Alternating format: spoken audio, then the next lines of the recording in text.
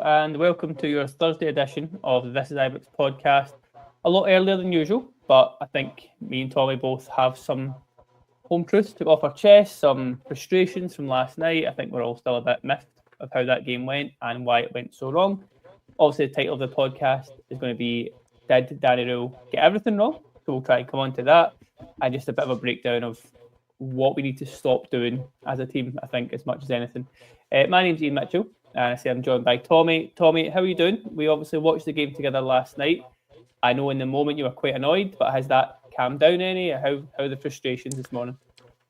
Obviously, Hef and JB got to go on last night and give the immediate reaction, which wouldn't have been good if we were doing that, I think, in the pub after a few pints. So we were very glad that they could go on and do that instead.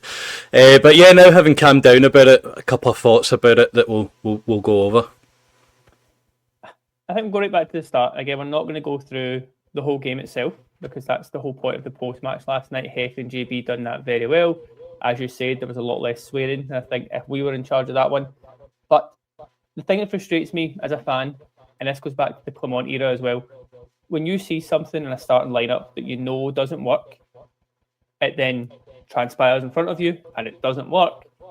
As I said, it's really frustrating for an amateur fan. Like, I'm not coached, I'm not involved in football as such. I'm not paid to make decisions like that, but I can see things that won't work. I'm thinking, okay, I've got a list here of things that shouldn't, in my eyes, have happened. Trimiti, in my head, shouldn't have started. Gassama should not be starting in the wide right position. Magoma over Robbins didn't make any sense. Jigga ahead of Fernandez, I thought was a strange one, but that's the one that we maybe, in hindsight, was fine. He was all right last night. And I don't think Tav should have played ahead of Sterling. Now, I mentioned it there. You can get away with one of those, maybe two of those decisions, but 5 calls there, which not just me, I think unanimously Rangers fans didn't like last night. What or why has Danny Rohl gone for those decisions in your head? Can you make any sense of those? I think, I get what you're saying, and I think your view is kind of shared by a lot of fans, especially when you go on X, Twitter. You see a lot of the same kind of things. So you do kind of think, well, if we think that, why do they not see it that way? Then you've got to think maybe they see different things in training every day. He spends a lot more times with the players. Again, we watch. You've went, Ian. You're back. Okay. Yeah, so you have to think, like, is he seen different to what we're seeing? But even at that, you do kind of wonder sometimes, are we watching the same game? And it did feel like that under Clement a lot. I kind of picked the same players. You've seen it before when, like, even at the start of the season, Russell Martin playing Kieran Dowell for a couple of games or whatever. It does seem to be a bit of an issue. Like, we know Gassama on the right doesn't work. We've tried it. We've had numerous times where he has been on the right and he hasn't performed as well as he can on the left. It was a game for me for Sterling to play, like you said, as well, over Tav. Makoma starting probably wasn't that bad, but Makoma to play 90 minutes, I think, was a bad decision because he wasn't playing well. So yeah, but there's a lot of kind of consideration to it. The thing that annoys me, I think, is that we just, there's no stability around the starting 11. There's just so much change every single week. There's no, like, nailed on starters now, and it's like we're just seeing too much change as opposed to just getting a bit of stability behind a starting 11, Yeah, I think the big thing here is that we've obviously been playing midweek, weekend in the main for most of the season. It's what we have to do. But the weekend was Queen's Park. We rested a lot of players with this game in mind. For me last night, and I'm going to check if you agree here, there was no rhyme or reason. It didn't make sense to me why we would take the eye off last night to focus on Hearts, because on paper, Motherwell, the form team, that's the one away from home. They haven't conceded since, mid-October, the guys were saying last night. That was probably the harder game than Hearts. I don't think this team has the right to play, like, not a weakened side last night, but to rest some key players, to not bring guys on at the right time. And after that Hearts game, they've got a week off. They're not playing until Livingston the following Sunday. So yeah, those calls just don't make sense for me. So what's the mentality behind that? Is that a suggestion, right, that these players can't handle Wednesday, Sunday? Because at this level, at the level kind of athlete you need to be a professional footballer, there's no need to rest for a Wednesday, Sunday. I get, like, obviously continuously, and even if it's Europa League, Thursday, Sunday, whatever, you're travelling, that kind of thing. You're not travelling far. You're going to Motherwell. You're coming back to Glasgow. You know, you're not travelling far. So I don't understand it at all, really, to be honest. And then you throw in, like, who's the kind of marquee signing in January, right? Spent a lot of money getting Skov Olsen in on loan, and he doesn't even see a minute. Yep. So what's the point of that as well? So yet again, we're saying that we have to keep him for Sunday. What's the point even putting him on the bench in the first place? These decisions have to be questioned, absolutely. Yep, and again, you look at the guys who we're saying should have played. So Robbins played an hour against Queen's Park, if I remember right. He should be fresh, he should be fine, and I think we all know he is a better all-round left-back than Migoma, definitely in terms of going forward anyway. Especially last night, we moved to a back five, which puts even more emphasis on Migoma to get forward, be that outlet in the left. He can't do that. Skov Olsen, again, didn't play the full game against Queen's Park. We're trying to build his minutes up, yet he doesn't get any minutes last night. The Nadiri one, Danny Rohl did say that he had an issue. He felt something in training the day before, so I can understand that one, albeit still not happy with how that went on, but we'll come to that. But the Sterling one as well. Sterling plays the first half against Queen's Park. Tav plays the full game, and yet it's Tav who plays, 86 minutes last night? And again, the goal comes from possibly an error, or at least Sterling could have done it better. But as a guy that's just come on the park at that point, it's a tough scenario to walk yourself into. A lot of things in there that I don't like. But we'll look at the subs as well, because that's what we're kind of dancing about here. Nadiri comes on the 62nd minute for Diomande. Now, Diomande was playing well. I think we both agreed. He was on that booking, and it's Diomande, so you can't really trust that he won't keep diving into tackles. He won't keep possibly asking the ref a question. So I understand him coming off. Likewise, Nadini coming on, I thought that was us going like two up front, but why is Nadini coming on to almost play like a kind of attacking midfielder, like a number 10 position last night? That I can't work out the logic there. It felt more like a defensive midfielder to me at times as well. Like it was like right back defending. Like it's just pointless. Like it's, well, maybe not pointless, but needless. You know, It's needless, and and I've actually gave us a lot of credit this season in terms of seeing a lead out and not giving up many big chances. But then I think last night the way that we with the subs, we got what we deserved. You know, if you want to go sit ultra defensive, invite them on to us, then you get what you deserve 100%. You know, you can't see out a 1-0 win when you've got, especially when it becomes a situation when you're a man up. You can't. I mean, fair play to Motherwell as well. Obviously, they're not a bad team. I don't want to kind of take that away from them, but you have to have the kind of. You have to have the balls to say, look, we're Rangers, we're playing against Motherwell, you know, we've got a better squad on paper here. Fair enough, they've done well, they seem to have it all kind of worked out tactically and all that, but just leave a few guys up at least, you know. You've got an out ball, you've got a chance of scoring a second goal. That second goal would have killed the game, but we didn't look like scoring a second goal, really, to me anyway. Chermiti had that chance in the first half, but apart from that, I can't really remember a lot of kind of big chances. So the whole game kind of felt more like it was going to be Motherwell that were going to score. But even then, when they do score, we have nothing about us to then go and... We still had maybe 6 or 7 minutes. Mm-hmm. We showed nothing in these 6 or 7 minutes either, like, which is frustrating for me as well. And I've said it before, and I will say it again, when we are down or drawn or needing a goal to win a game, there is zero urgency at all. There's zero players wanting to get the ball and put it forward. It's all this like delayed, not taking throw-ins quickly, goal kicks quickly. They're just not smart in terms of knowing how to do that. Well, you say it's when we need a goal, there's no urgency. Is there ever urgency? Because JB touched on this last night, and he calls out every time he's at a game. We're 1-0 up. They are going, just when they went down to 10 men, I think it's a goal kick that Button has, and he's pausing, he's letting the team go out, he's ushering a few guys over, Tav's talking to boys. We let the Motherwell left back get from basically our attacking area right back into position before we go. I know we're winning the game, we're almost seeing it out at that point. That's too cautious for me. That's not going to win the game. Like, again, we should go 1-0 up, the man up, and think, right, let's kill this properly, because 10 men, 9 men, 8 men, it just would have took a free kick, a corner, a set piece, as it did. it would have just took a chance to get bodies in the box, and they could have easily scored. So I just don't get that. We'll talk about the mentality thing at the end a little bit, but another sub. I've got a lot to say on that. That's fine. We'll hold that for the The second sub of the night was Manny Fernandez coming on for Gassama. Gassama went off with, the petted lip. It was raging. He was going off. Hopefully raging at himself for how, let's just say, useless he was on the night. Didn't do anything at all.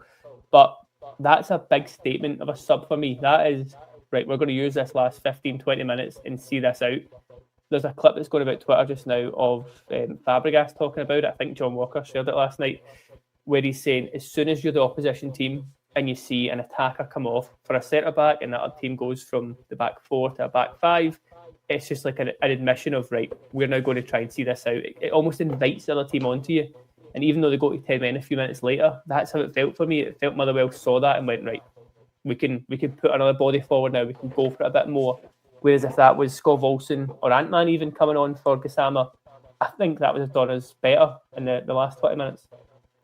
I think though, yeah, I do see two sides of that, right? Because either way, whether we make that defensive sub or not, they would put pressure on you, so they would commit more going forward. So inevitably they are going to do that. So the decision Danny Rohl's got is, do I risk not throwing a defender on, letting them get forward, and then we kill it with the second goal in terms of like maybe a break, or the guys that are on the pitch might have to come back a little bit? Or do you, like you're saying what Fabregas is talking about, I hate it, right? I hate it. I don't like when you're in a lead, right? I don't like it at all. I don't like inviting teams in towards you, because you can defend as well as you can have the best defensive performance. All it takes is one random bounce, touch, whatever, ball falls to somebody in a box. If you let them just hammer balls into the box, literally anything can happen at any level, really, to be honest, right? So you lose control of what you can do, really, in terms of controlling the game. So for me, I think it's better just to do the risky option, which is just to play our game. And that's the thing that annoys me, because Motherwell played their game. They weren't caring if it was Rangers who were playing last night or whoever. They play their own game. Yeah, but we don't. We're always adapting to what's around, I would have just liked to stuck a normal kind of formation, especially when it went to 10 men as well, because you can afford to do that. You've got an extra man. I know the sending off was about 78th minute, but even after that, we were defensive. So to me, it was a wrong decision. Speaking of wrong decisions, the last sub was a trio. Sterling comes on for Tav, which... Tav was poor last night. The guys covered that. He's not the same Tav he was years ago, obviously. You saw a bit of clamour for him getting a new contract after the hat-trick at the weekend.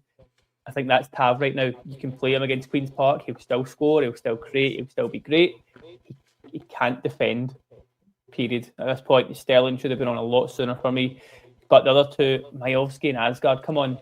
I think when that happened, we both shot a look at each other in the pub going, oh, I don't like, that's not who sees it a game. That's not the right style. Again, if it finishes 1-0, we don't talk about this sub because it's just a bit of a time waster, but that's the point. We shouldn't be doing subs for the sake of subs. We shouldn't be bringing on guys that we don't trust in this scenario. And again, you're not going to get anything too special like those two. And yeah, I'm not saying they were in any way effective of Motherwell scoring as such, but it just leads to then you need a goal. You're looking at those two. It's never going to happen.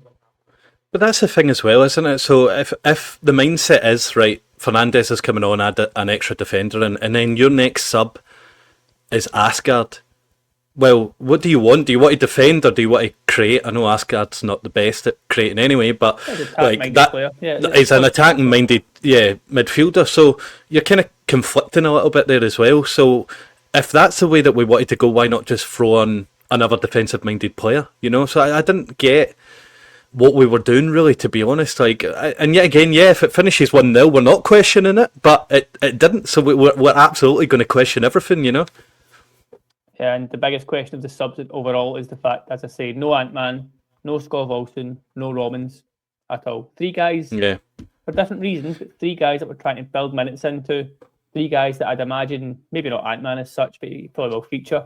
Scott Olsen, Robbins, I'm sure will come back into the team on Sunday. Do you think that's where Danny Rohl's gone wrong in a part? Because he said it himself, he's looking at these two games individually Whereas you said it right from the start, you have to play your best team against anyone right now, let alone against a Motherwell and a Hearts who are doing so well.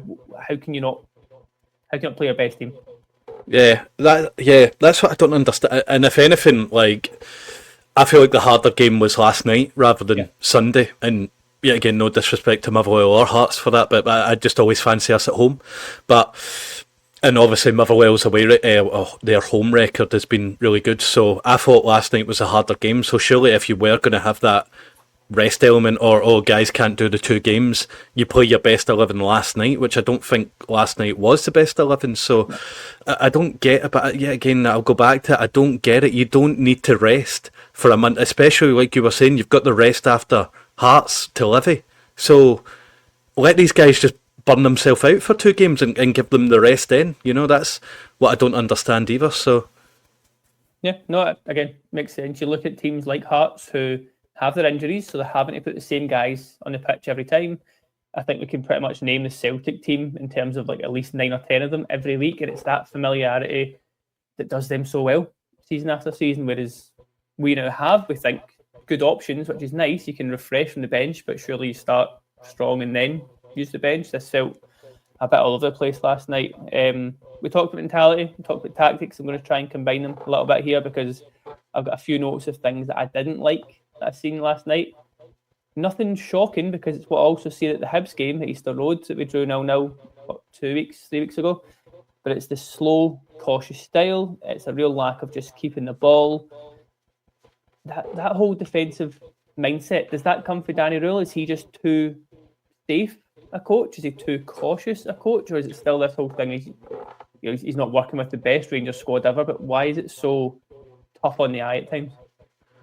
I feel like you could go back to like probably Gio and then Beale and then come on. I think it's been like that for years now, is it not? We've not really had anything fast attacking kind of football for me really. Gio obviously was a lot of the what is it you call it, you've went again. You're back. Okay. The horseshoe, so to speak, and then like Beale got good results, but the football was awful. And then you look at Clement had probably a good spell, but yet again, when it went bad, the football yet again was awful. It was hard to watch.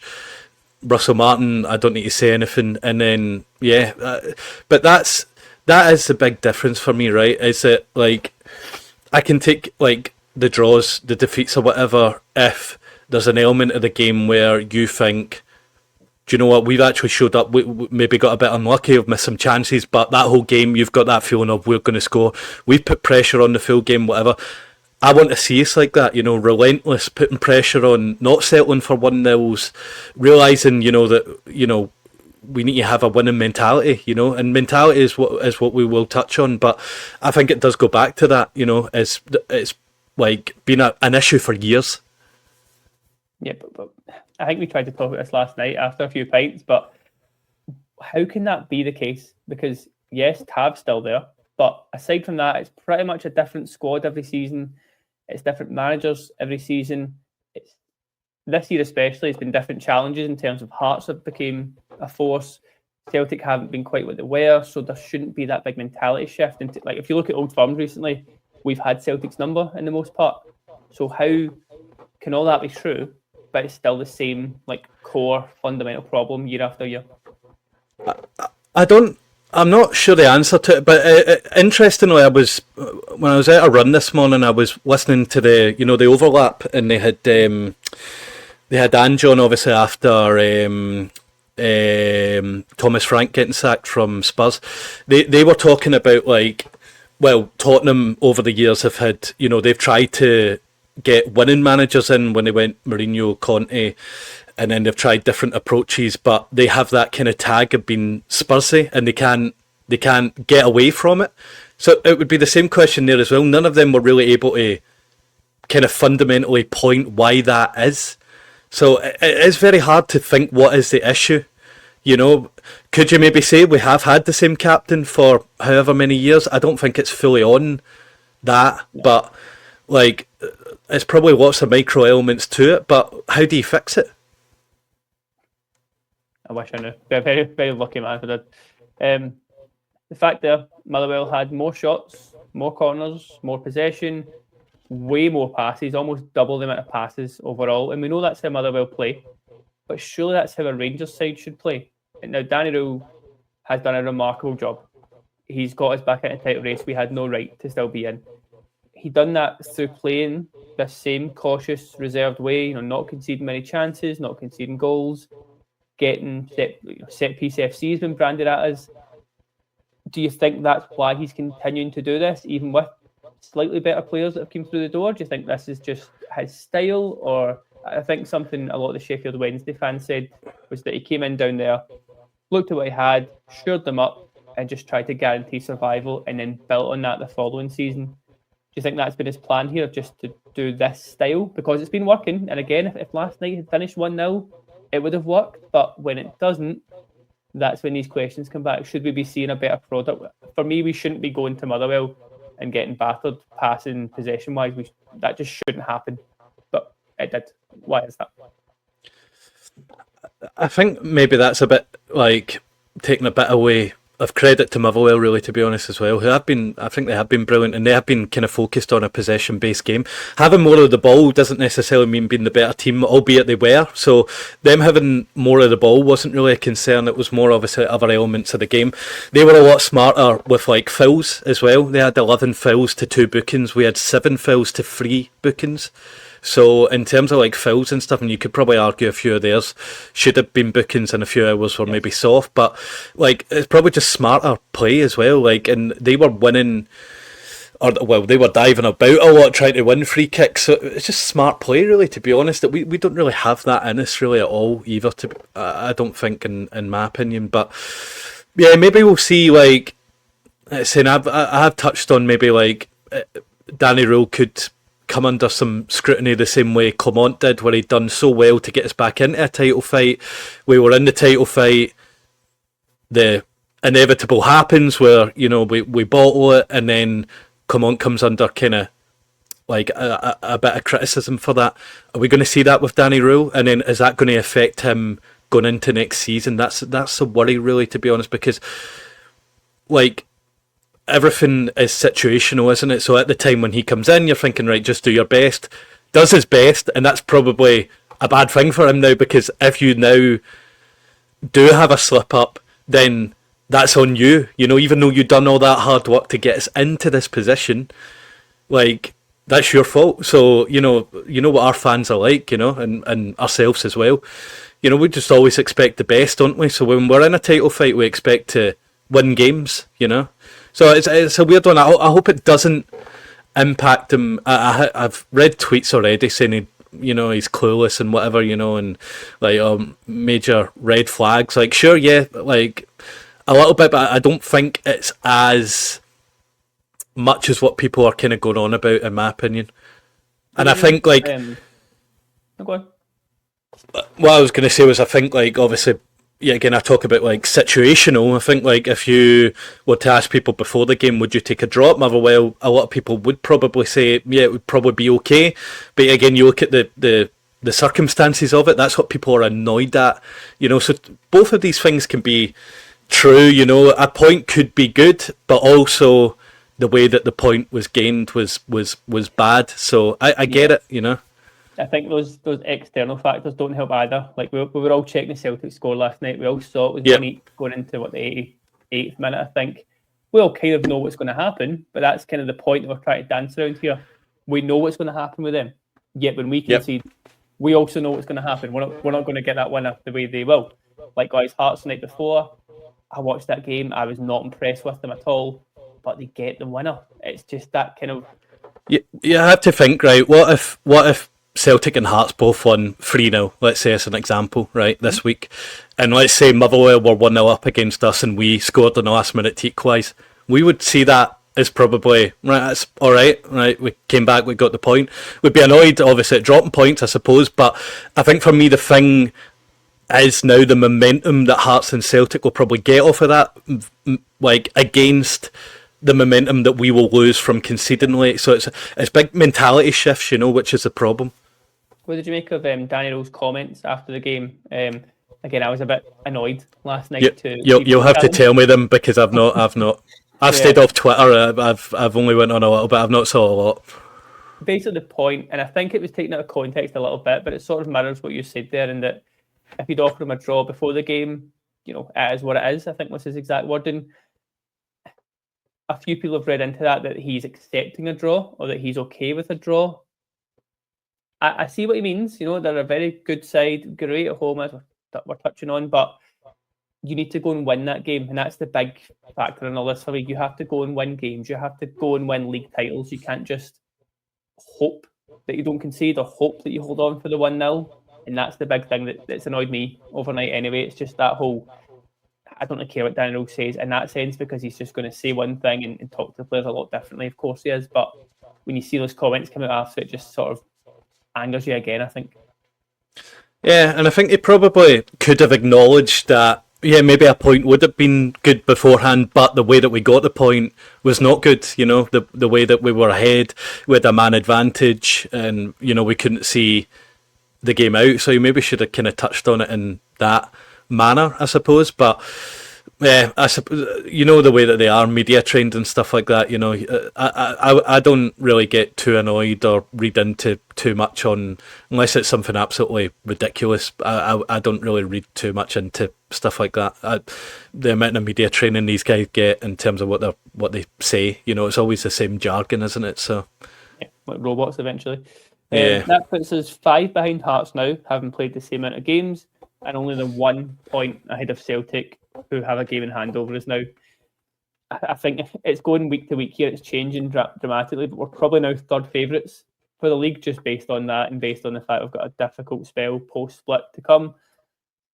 It's a pretty obvious question, but we now just have to win, don't we? We have to go on Sunday and play Hearts. We have to win that game. We have to then play Livingston the week after and win that game. You have to win the Old Firms.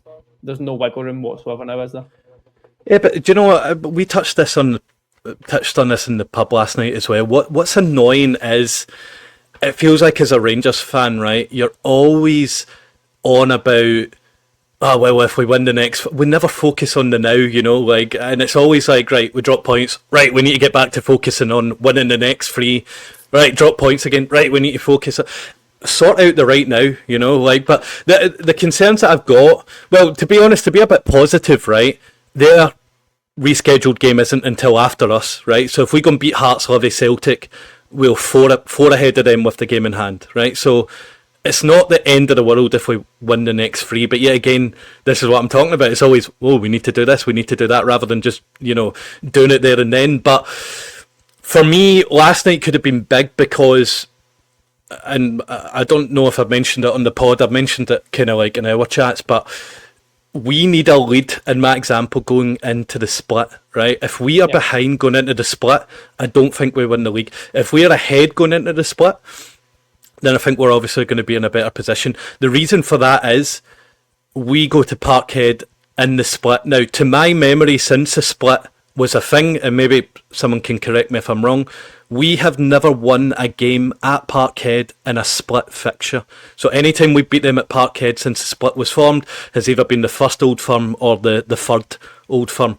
Again, I might be wrong. If somebody wants to say if I'm wrong, then that's fine.